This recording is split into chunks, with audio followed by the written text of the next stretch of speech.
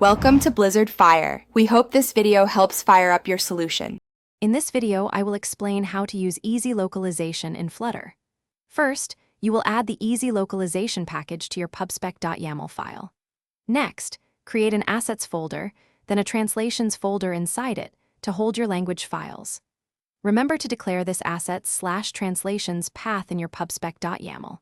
Finally, ensure easylocalization.ensure initialized is called in your main.dart file before running your app.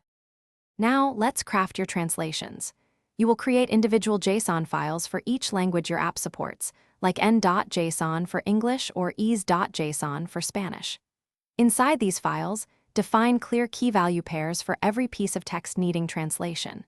For enhanced safety and ease, use code generation to create type-safe keys. This also supports linked translations, allowing you to reuse phrases and reduce redundant work.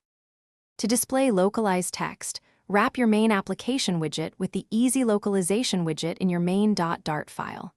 Then, simply append the .tr extension method to any string you want translated in your user interface. For your material app, ensure you pass the context.locale, context.supported locales, and context.localization delegates. You can also handle pluralization for numbers using the .plural extension, for example, for 1 item versus 10 items. Switching languages is straightforward.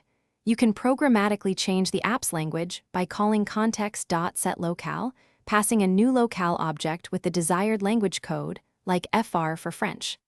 The package can also persist these locale changes, remembering the user's preference even after the app closes. Furthermore, it can automatically detect and use the device's system language. For iOS, remember to add your supported locales to the info.plist file for everything to work correctly. Thanks for watching. If you found this helpful, don't forget to like and subscribe.